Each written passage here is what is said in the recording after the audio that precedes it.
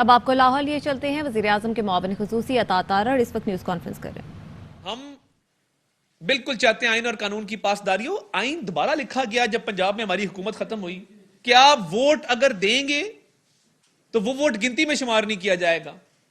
ये नहीं हो सकता कि जुडिशरी एग्जेक्टिव का रोल भी अज्यूम करे, लेजिस्लेचर का रोल भी अज्यूम करे और कुछ लोगों को सहूलत दे और फिर ये तवक्को रखे कि उनके अहकामात माने जाएंगे। ये कैसे हो सकता है? तो ये बड़ी मुद्दबाना गुजारिश है कि तहरीरी तौर पे पीडीएम की जमातें ये सदा कर चुकी हैं कि 2 जज साहबान बेंच से अलहदा हो जाएं और फुल कोर्ट की भी सदा कर दी गई है कि फुल कोर्ट तश्कील दे दिया जाए। आईनी तशरीह का मामला है।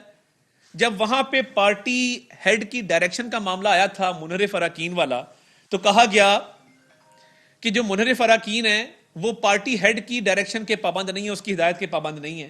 पार्टी हेड तो डिक्टेटर बन जाएगा, वो तो पार्लिमानी पार्टी का फैसला है। आइन कह रहा है कि पार्टी हेड की डायरेक्शन है, नहीं।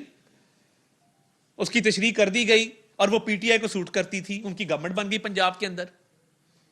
ये बार बार सहूलतकारी ये कैसे चलेगी? मुझे भी लोग कह रहे हैं जी आप बस कर दें, ना बोलें। मैं बिल्कुल खौफजदा नहीं हूंगा इस चीज से। मैं बड़ा कमजोर आदमी हूं, जबान ही है मेरे पास, अगर इसको भी ताला लगा दें फिर जीने का कोई हक नहीं हमें। किसी डर में रहें कि कोई ताकतवर आके अपनी मर्जी मुसल्लत कर देगा। कोई ताकतवर जिसके दोनों बच्चे, आप लाहौर पूछें कि मुर्तजा नकवी 4 साल हुए प्रैक्टिस को, करोड़ों रुपए की प्रैक्टिस है। उनकी क्लाइंट्स की लिस्ट देखें आप कभी निकाल के। मैं बड़े बड़े दुखी दिल से ये बात कर रहा हूं। बड़ी बड़ी कंपनियों से लेके बड़े बड़े इस मुल्क के जो ताजिर हैं, बिजनेसमैन हैं, इंडस्ट्रियलिस्ट हैं, वो सारे उस लिस्ट में हैं। क्यों? क्योंकि वालिद जज है सुप्रीम कोर्ट का। और क्या क्वालिफिकेशन है? मैंने अपने घर में जजशिप देखी है, 35 साल देखी है, मगर धक्के खाए हैं, स्टूडेंट पॉलिटिक्स की है, स्ट्रगल की है, स्ट्रगल करके आके आज बैठे हैं। किसी को यह नहीं कहा कि जी मेरा दादा फलां था तो मुझे केस दे दें, मेरा दादा फलां था तो मुझे फलां कुर्सी पे बिठा दें। ये एक अजीब मंतक है कि बाकी वकीलों का क्या कसूर है कि उनके केसेस की लिस्ट निकालें आप, दफ्तर बनाया हुआ है आलीशान। तो ये ना करें। अगर काजी फायजीसा पे एक असूल और एक कानून और एक आइन लागू हुआ है, वो हर किसी पे होगा। तो इसलिए ये जो दोहरा निजाम अदल जिसमें इमरान खान को सहूलतकारी हासिल है और उसकी अब ये जुर्रत हो गई है इसी दोहरे निजाम अदल की वजह से कि वह मुजरिमों को बिठा के, रिश्वतखोरों को बिठा के, जालसाजों को बिठा के प्रेस कॉन्फ्रेंस करता है और खिताब फरमाता है। ये ज्यादा देर चलेगा नहीं, क्योंकि हमारी भी एक बर्दाश्त की लिमिट है और हम भी कानूनी रास्ता भी इख्तियार करेंगे और उसके बाद सियासी रास्ता भी इख्तियार करेंगे। बहुत बताइएगा कि आप 2 जजेस के ऊपर एतराज कर रहे हैं और साथ आप लोग ये भी कहते हैं कि तारिक रहीम को और फायजीसा को उस बेंच में शामिल किया जाए।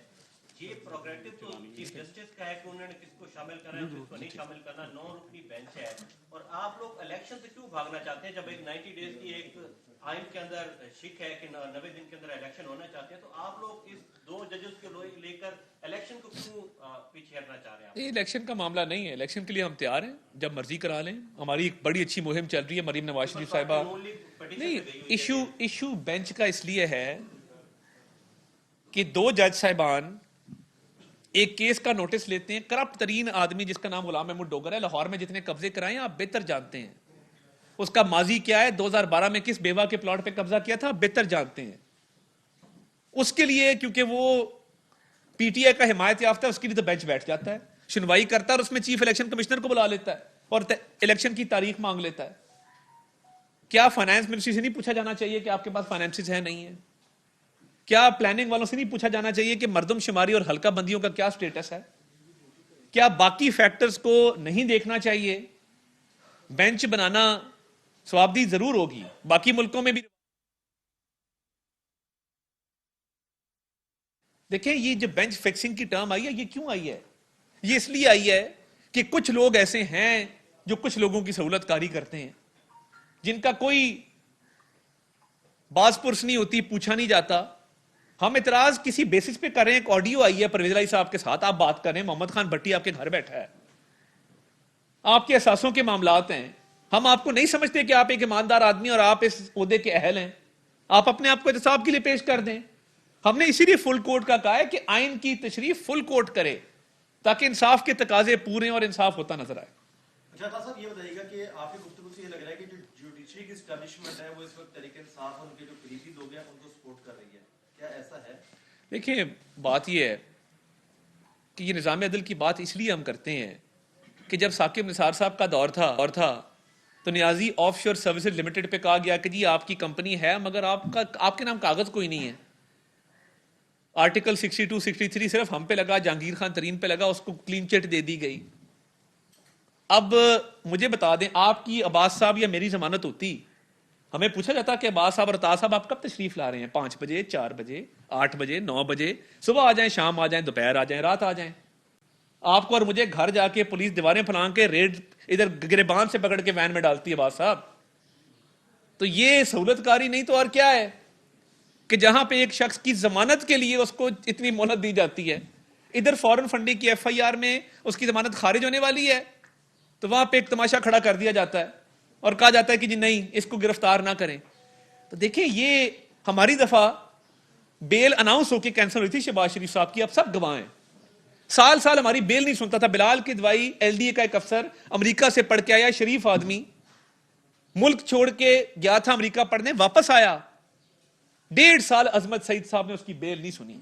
आहा चीमा 3 साल कैद रहा। क्यों रहा? क्योंकि ये बेल सुनने को कोई तैयार नहीं था और एक लाडले को घर बैठे बेल मिल जाती है। ये सहूलतकारी की इंतहा है। वो सलूक करें जो हमारे साथ किया था। क्यों नहीं करते? क्योंकि डरते हैं, क्योंकि फैमिली साथ हैं, क्योंकि वो हैंडसम है, क्योंकि वो क्रिकेट खेलता है।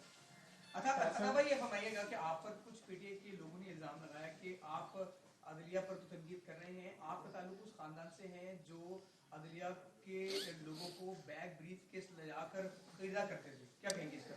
देखिए, मैं इस पे सिर्फ इतना कहूंगा कि मेरे दादा जब इस दुनिया से गए तो एक जौहर टाउन का 1.5 कनाल का घर था। अपनी फौतगी से पहले वो अपने 4 बच्चों में 3 बेटों में और 1 बेटी में तकसीम कर गए।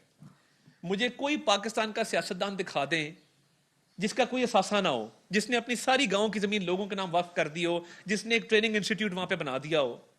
मैं आज भी किराए के घर में रहता हूं, 3 लाख उसका किराया है। तो बात यह है, कोई सबूत देना किसको ब्रीफ केस दिया, किस बात के लिए दिया और उसका क्या सबूत है। बातें करना तो बड़ा आसान है कि जी तनकीद कर दो।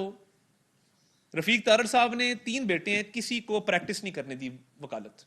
उन्होंने कहा कि मैं रिटायर होऊंगा 1995 में, आप प्रैक्टिस नहीं कर सकते। 1972 में वो जज बने थे और उन्होंने कहा कि मेरे नाम से आप फायदा हासिल करेंगे, लोगों के ज़हन में आएगा जज के बच्चे हैं। 3री नस्ल में मैंने आके लॉ किया। तो हम तो इस तरह के लोग हैं। इस वक्त जितने हाई कोर्ट्स हैं, जितना सुप्रीम कोर्ट है, सारों के असासे सामने रख दें और अगर रफीक तारड़ का असासा किसी ज्यादा निकल आए तो मैं सियासत छोड़ दूंगा और इन सारे जज साहबान से माफी मांग लूंगा। अच्छा, ये बताएं तारड़ साहब, ये जो जस्टिस का आप जिक्र कर रहे हैं मौजूद जज, वो कह रहे हैं कि मेरे तमाम असासे हर चीज जो है FBR के अंदर रजिस्टर्ड है और दूसरा ये कि जब तक उनको कोई इल्जाम नहीं साबित होता आप किस तरह उनको कह सकते हैं बेंच से रहना हो। आपको 10 करोड़ का घर कैंट में मिल सकता है, आप अभी जाएं। आपको कोई देगा 4 कनाल का घर 10 करोड़ में? आपके नाम रजिस्ट्री कोई कराएगा? देखिए, दस्तावेजी सबूत है ना, मैं कोई हवाई बात तो नहीं कर रहा। वो 10 करोड़ का जवाब कौन देगा? कोई दे देना, बता दे कि जी ये 40 करोड़ का घर 10 करोड़ में हमने लिया है, हमारी मर्जी। हमारे दोस्त थे, उन्होंने हमें कहा जी 30 करोड़ आपको माफ करते हैं। अल्लाह ऐसे दोस्त आपको और मुझे भी दे। पता नहीं, हमारे दोस्त ऐसे नहीं है कि जो 30-30 करोड़ की हमें रियायत दे दें। ये दस्तावेजी बात है ना। अगर आपके चैनल इतनी हिम्मत करते हैं तो मैं आपको भेजता हूं, आप वो दस्तावेज चला दें। बात सीधी है। मैं कागजों पे बात कर रहा हूं, हवाई बात तो कर नहीं रहा। बहुत शुक्रिया जी। अगली प्रेस कॉन्फ्रेंस है मेरा ख्याल है। लाहौर में वज़ीर मुआविन ख़ुसूसी अता तारड़ न्यूज़ कॉन्फ्रेंस कर रहे हैं। उनका कहना है कि आपके असासे सामने आए, हम आपको ईमानदार आदमी नहीं समझते, हमने फुल कोर्ट का मुतालबा किया है।